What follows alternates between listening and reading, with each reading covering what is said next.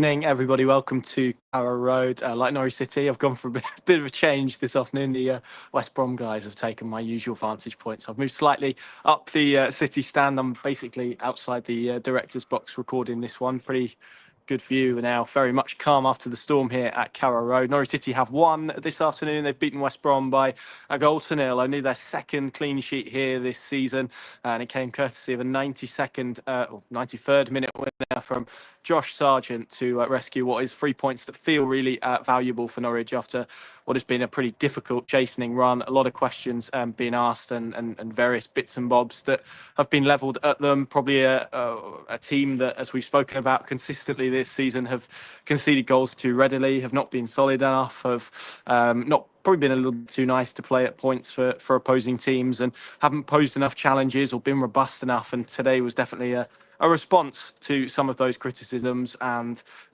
they did that by trying to be more solid, changing the formation. It wasn't particularly pretty. I think it was the best game of football for 90 odd minutes of this contest. 93 minutes really of dross and 20 seconds of magic to win it at the end. It was a fairly forgettable afternoon. The most memorable things before Josh Sargent popped up and put that ball into the bottom far corner was the proposal at half time. Thankfully she said yes, and congratulations to that particular couple. And then we had two children really running on the pitch in the second half trying to get a picture with Josh Sargent. Those would have been the redeeming features, really, of this game. Certainly not much on the pitch to talk about. But how often this season have I stood here? I stood after Ashton Gate and said that Norwich are too easy to play against. It's not been a team that have conceded and coughed up too many chances in terms of per game, but they have been unable, and you've heard it when Torp has spoke, when players have spoken. It's felt like it's taken a lot for them to win a game of football. They have to put so much in. They have to get luck. They have to play so well, and you can understand from Johannes Torp's perspective and Norwich City's perspective why they went in that direction today. Why they felt that actually it made more sense to be more robust, to go free at the back, to be more solid, to be probably a little bit more ugly as well. And they did that for 75 minutes really, and probably first half in particular, I thought they were the inferior team in the game. I thought West Brom moved the ball better. I thought they had the better opportunities. Carlon Grant had a shot that, through a sea of people, has hit Angus Gunn and just diverted the other side of the post. I think in previous weeks that probably would have nestled in the bottom corner off his gloves, but went wide of the post. He then produced a brilliant save from Hegem, I think it was, with the header from close range. They had other moments as well, without probably producing anything that we would define as clear cut. Norwich also had chances in the first half. The best fell to Sargent. He was slotted in behind by Borja Sainz. I think if he lifts it or puts any sort of accuracy on it, it probably ends up in the back of the net. But Wildsmith's trailing leg was enough just to deflect that ball away from danger. Antti Sienats on the rebound went close as well and put the ball just wide. And the second half was one of the toughest watches of football I've seen, really. Lacked energy, lacked intent, probably from both sides, lacked quality. Norwich were, at times, they had 11 men camped, with Sargent being the furthest inside their defensive D. They defended in numbers. They defended centrally. They conceded a lot of crosses. It was, I think, the lowest amount of possession they've had here. But in general, all season, it was such a contrasted approach. The sort of comparison, really, is that away game against Portsmouth earlier in the season where they were dogged. They went a bit more direct. It was not particularly a nice watch. It wasn't what fans were sold under Torp either, in terms of being expansive and being possession-based. But I think Norwich, clearly now the run they're in, the only currency, if whether you do or don't subscribe to the view that Top 6 is on, I think I've probably made my opinion clear on it. But if they do want to get themselves at least closer to that conversation, at least higher up the table, they're going to need to win a fair chunk of these remaining 8 games starting today. And to have kick-started this one, and it felt like everyone probably could have done with a win, to be honest. The place, and it's the first time I've really felt it today inside Carrow Road, and it felt like if Norwich would have conceded, I think there was potential that this place could have turned in terms of, we saw some of the passing, some of the decision-making on the pitch. We saw a substitution being booed as well, and that was only by a handful. I don't want to over-egg it and say it was the whole same. Certainly wasn't the levels that we saw the Watford game here last season when David Wagner's substitutes were booed, but they were there, they were audible, you could hear them.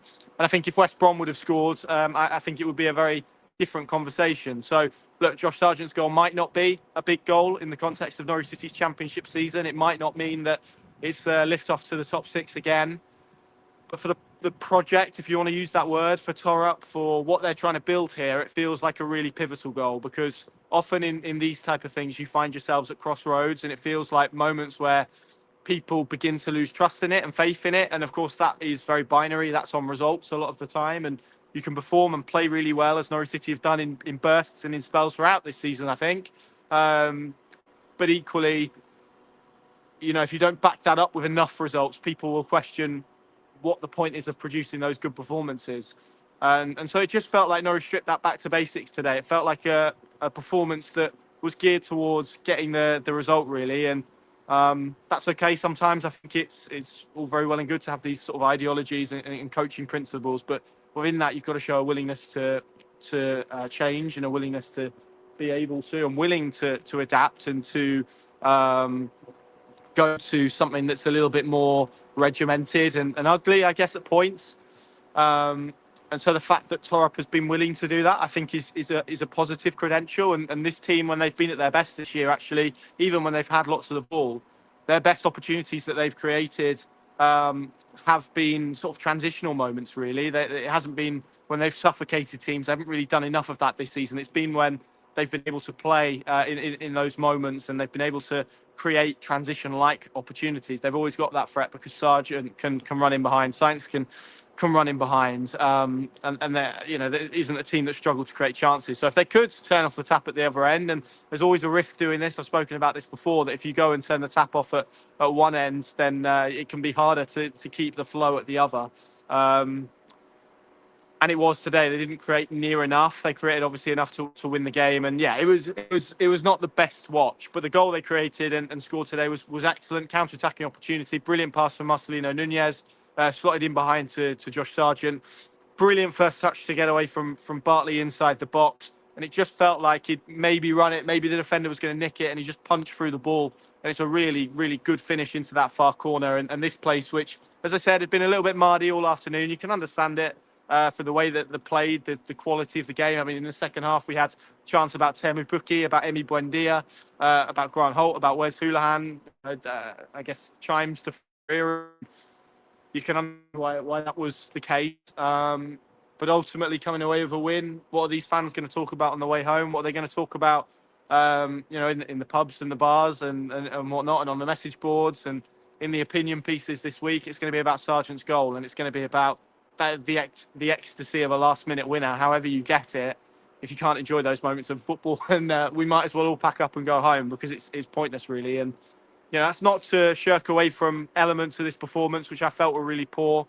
I don't like to see Norwich play that way. I don't think anyone likes to see Norwich play that way. They were submissive for quite a lot of it.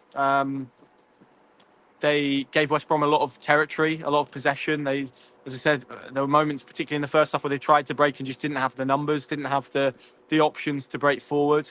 And that was as a result of the formation. It was more of a 5 than a 3 at points today, if we're being honest. And I think first half in particular probably would have felt like a decent away performance. But at Carrow Road here, there is an expectation that Norwich play in a slightly more expressive way. And I think that is, cut through, obviously, the ecstasy of the last-minute winner and the joy of a victory. That's all really, important stuff. And as I said, the context of where they find themselves, it feels to me a little bit, not of a concern, but it probably sums up where this group is at the moment, that either they play expressive football, they win games handsomely, or the reverse of that is that they have to shut up shop. They have to play as a 5 at the back. They have to be a little bit ugly, a bit gritty, a bit defensively, a bit defensively minded in order to get the result. And when you've got quality, I guess at the other end of the pitch, you can afford to do that a little bit more. But I don't think people who pay a lot of money for season tickets will want to see this too regularly.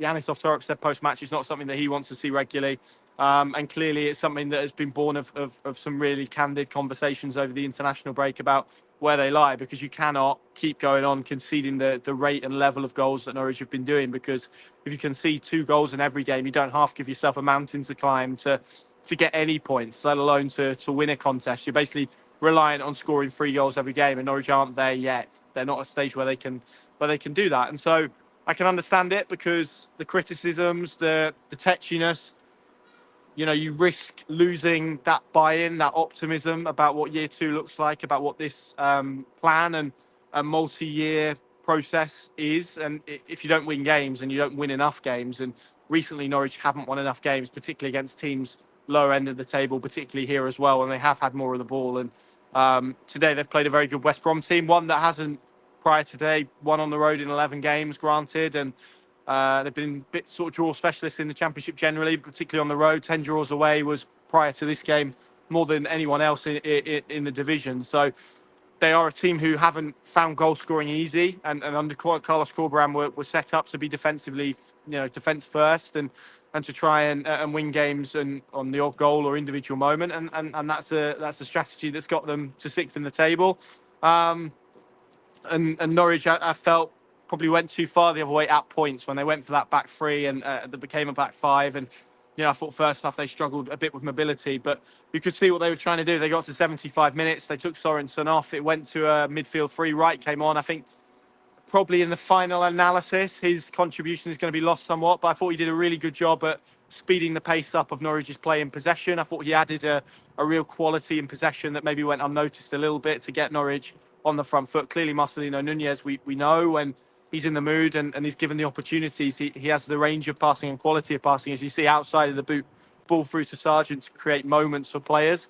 And it worked for them. It paid off, and the ends justified the means. I think if this would have finished 0-0, this analysis and probably the reaction at the full-time whistle would have been very different. And you can see at the end, even when Torup and the players went over to the Barclay, there was almost an apologetic hand from Torup about the way they had approached this game. It is not the vision that they were sold. It's not the way I envisage this Norwich City team playing, certainly next season, maybe even for the final 7 games of this. But I guess if you were Johannes off Torup, what was coming today was, or the objective coming in today was to try and keep a clean sheet, to be a little bit more defensively robust, and to try and win the game. Well, they've done all of those things, so objective achieved. And that is ultimately the what is it? No pitches on the scorecard. That's what they say. That's the most important element of today. And everyone needed a win: players, staff, fans, and they've got that today. And I think, irrespective maybe of how they did it on a one-off basis, it's important that they did do it. Let's shout out Angus Gunn as well, who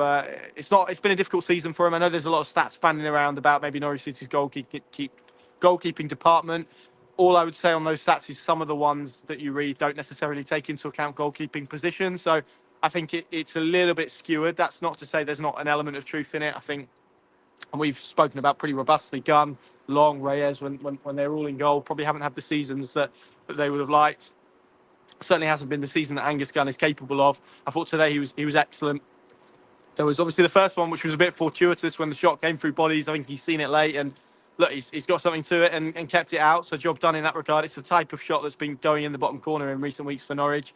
There was then that save from Hegan, which was superb. The save late on from Bartley was excellent. Positionally got himself in a really good place, made himself big, and managed to do it. Rory McConville as well. I know the second phase was offside, but to get and to clear that ball off the line was the type of last-ditch defending that we've not seen in Norwich City games. And just on Gunn as well, I thought when there were moments for him to sweep, he swept. When there were crosses to be claimed, he claimed them. And he just felt more assured today, more confident in himself. And I'm not quite sure what triggered that or why that came about now. And actually, I think pre-injury, pre-Blackburn, there were sort of small shoots that we were beginning to maybe see a little bit of an uplift for him.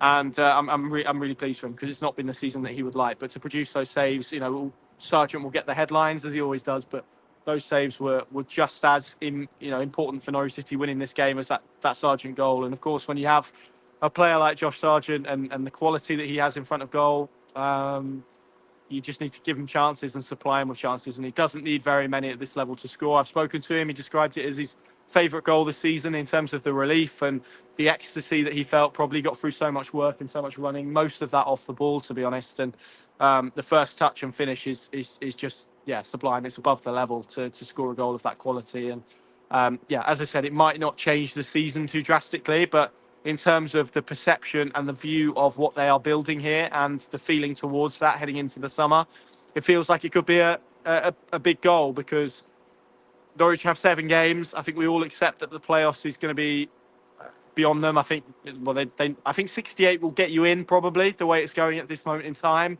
That means Norwich will need to win 5 from 7, which is a big ask when they've got Sunderland and Burnley to come, a trip to Middlesbrough as well. It feels unlikely, but if they can end by getting results and producing performances and providing moments for these fans who, have had a tough year really in terms of what they've seen, then that at least pushes you into the sun with some optimism rather than what it felt like, which was the season drifting sort of painfully, I guess, towards a conclusion, rather than sort of, I guess, a burst to the line. And you think about Bristol City are a good example here when they came here last season, and Swansea as well, although their season's maybe gone in a slightly different direction. But Bristol City came here and produced a really good performance towards the end of last season, drew 2-2, probably unlucky not to win on the day. And you look at what Liam Manning has done in his second season there. So, yeah, it's a good result in isolation. It felt like a big moment. It was a great moment. But goodness me, it was dour. It was dull. And it was, 93 minutes really of dross from both teams, a real lack of quality. But Norwich have won it, and they've got Josh Sargent to thank again. Plenty more analysis and reaction over at pinkin.com. You can read Torup's thoughts. You'll be able to read some thoughts from Josh Sargent as well. We're off to record a podcast that'll be available for you across all of our relevant channels later this evening. Thank you very much for watching. Just the long trip to Plymouth now next week, and I'll see you there. And hopefully Norwich City can find some form later on in this championship campaign. Thanks for watching.